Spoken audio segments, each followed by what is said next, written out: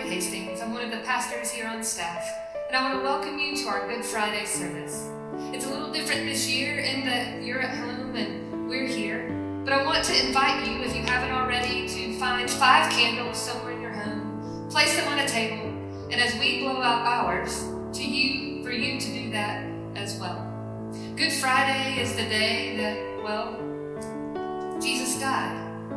And usually on Good Friday, we have to allow ourselves to go to a dark place so that we might feel the joy and the excitement of Easter morning. But this Good Friday is a little bit different because as we're all separated and as we're all socially distanced, it's not very hard to feel like we're in a dark place. But I want to remind you that actually puts us a little bit closer to what Jesus' disciples and followers might have felt like on that first Good Friday over 2,000 years ago. As Jesus hung on the cross, all of those closest to him had run away and dispersed into their own places of hiding. And they weren't afraid of a global pandemic, but they had very real fears as well. Fears that the political and religious authorities would do to them what they had just done to Jesus. And so they separated and they scattered and they hid. But they would soon find out that regardless of how alone and hidden and isolated they felt, there was no way that Jesus could not find them, even in their darkest place. And so on this day, we allow ourselves to give in to the dark, to give in to the feelings of loneliness, to give in to the feelings of sadness.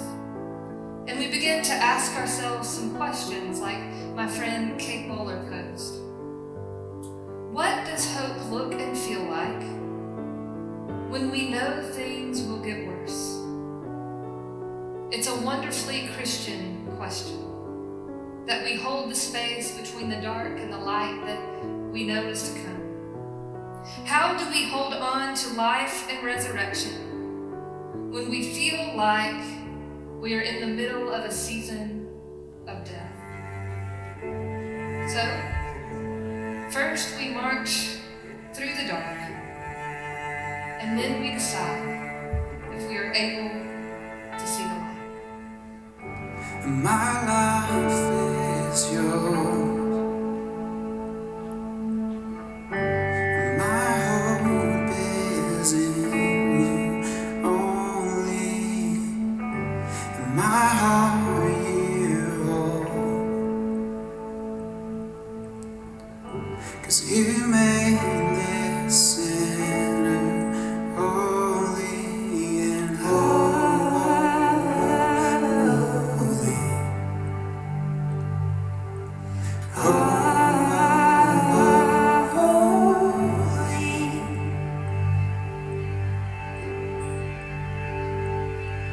Your glory is so beautiful. I fall onto my knees in awe. And the heartbeat of my life is to worship in your love. Your glory is so beautiful. Your glory is so beautiful.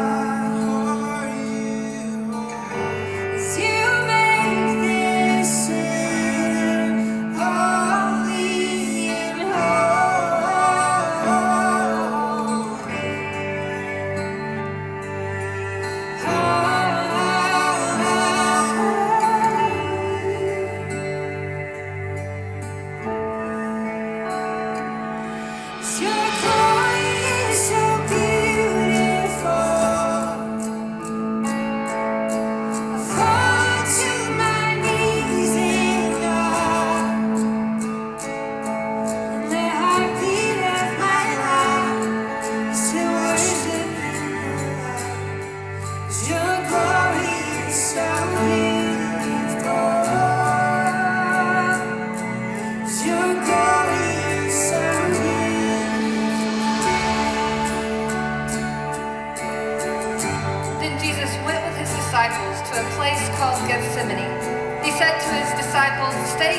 while I go and pray over there."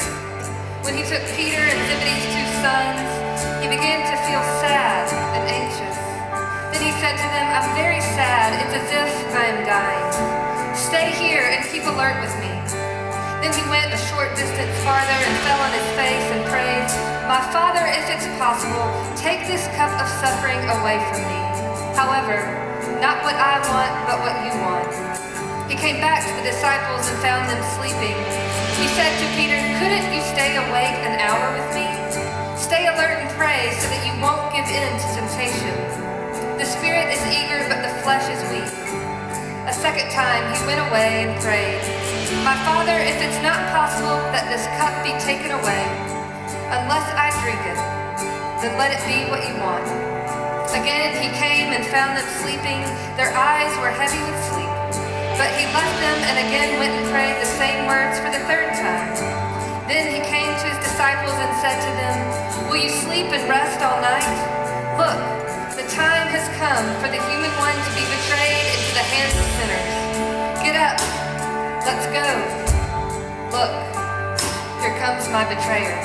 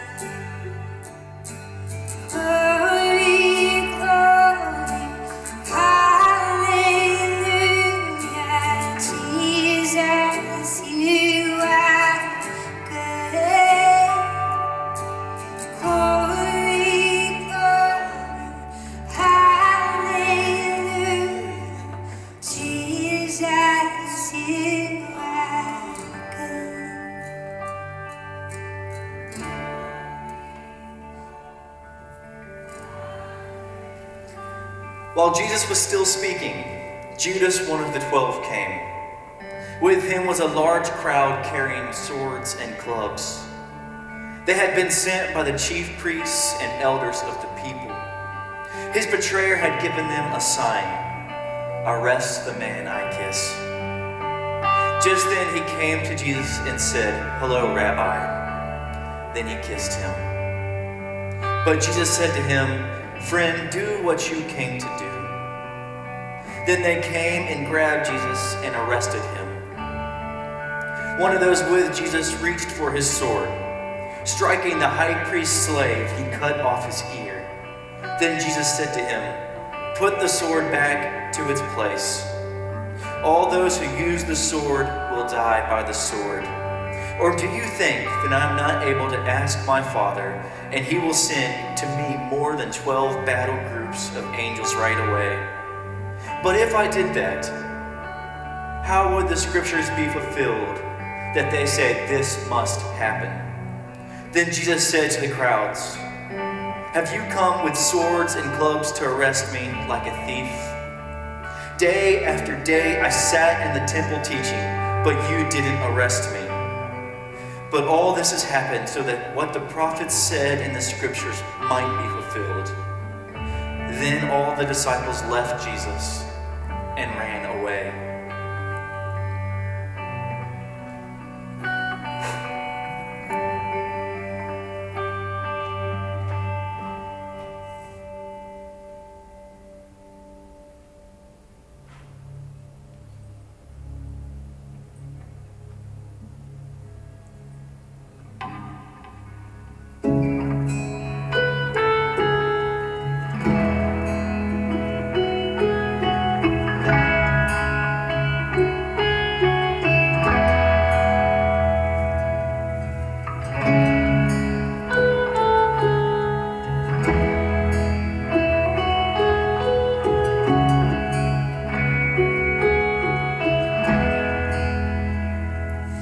All these pieces broken and scattered, in mercy gathered, mended and whole, empty-handed,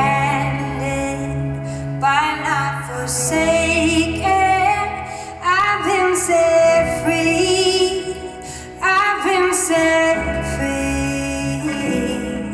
Amazing grace, how sweet the sound that saved a wretch like me. Oh, I once was lost,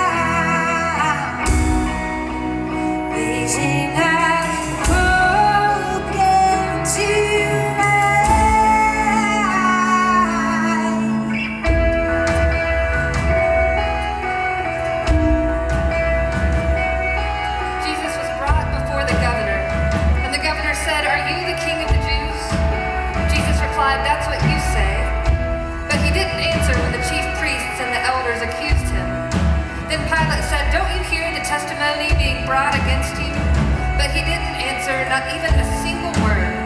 So the governor was greatly amazed. It was customary during the festival for the governor to release to the crowd one prisoner, whomever they might choose. At that time, there was a well-known prisoner named Jesus Barabbas. When the crowd had come together, Pilate asked them, "Whom would you like me to release to you? Jesus Barabbas or Jesus they call the Christ?" He knew that the leaders of the people had handed him over because of jealousy. While he was serving as judge, his wife sent him a message saying to him, "Leave that righteous man alone. I've suffered much today in a dream because of him." But the chief priests and the elders persuaded the crowds to ask for Barabbas and to kill Jesus. The governor said, "Which of the two do you want me to release to you?" "Barabbas," they replied. Pilate said, "Then what should we do with Jesus, who is called the Christ?" They all said, "Crucify him." But he said, "Why? What wrong has he done?" They shouted even louder, "Crucify him." Pilate saw that he was getting nowhere and a riot was starting. So he took water and washed his hands in front of the crowd. "I'm innocent of this man's blood," he said. "It's your problem." All the people replied, "Let his blood be on us and all our children." Then he released Barabbas to them. He had Jesus whipped and handed him over to be crucified.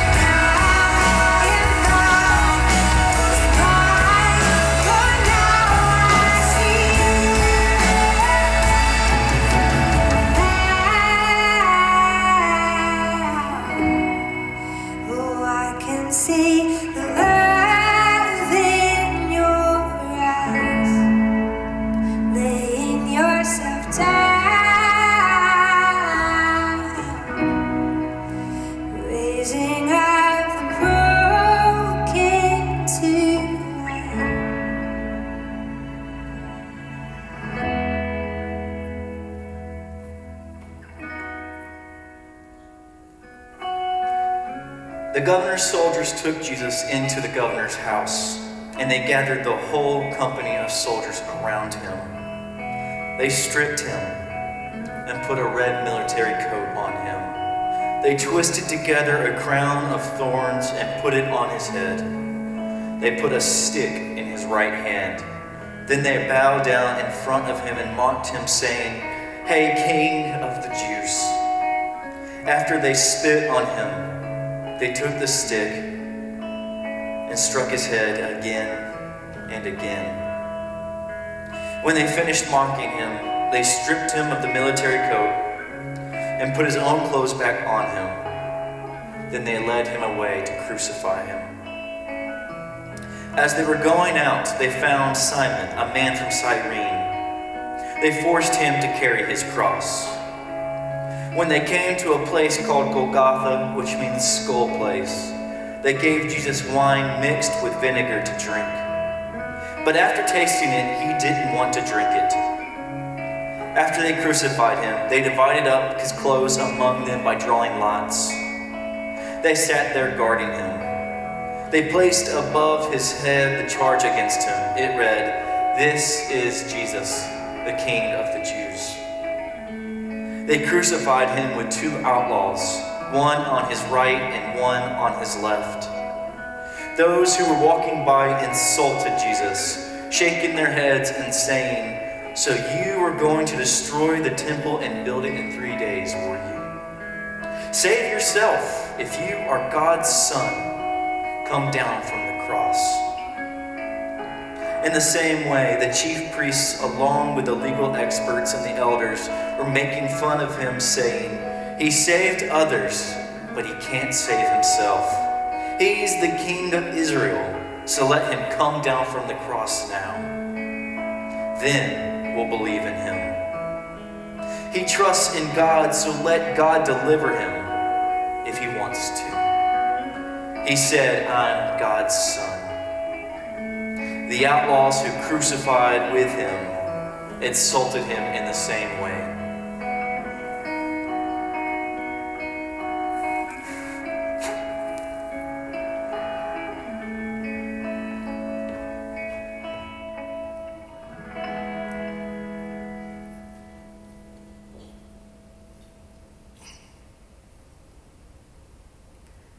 From noon until 3 in the afternoon, the whole earth was dark.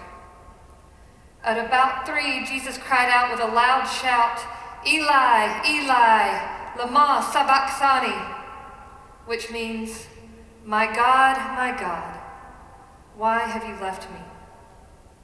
After hearing him, some standing there said, "He's calling Elijah." One of them ran over, took a sponge full of vinegar, and put it on a pole. He offered it to Jesus to drink. But the rest of them said, "Let's see if Elijah will come and save him." And again Jesus cried out with a loud shout. Then he died.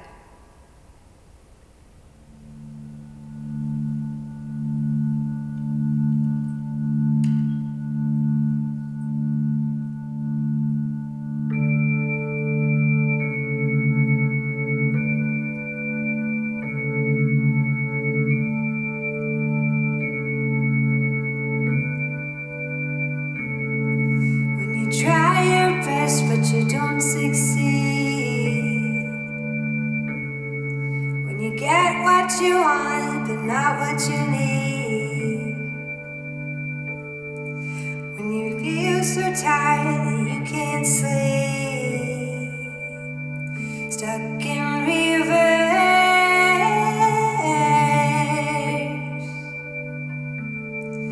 When the tears come streaming down your face. Something you can't replace. When you love someone but it goes to waste,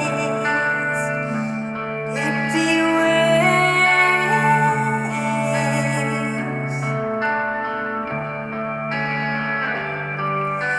Lights will guide you home and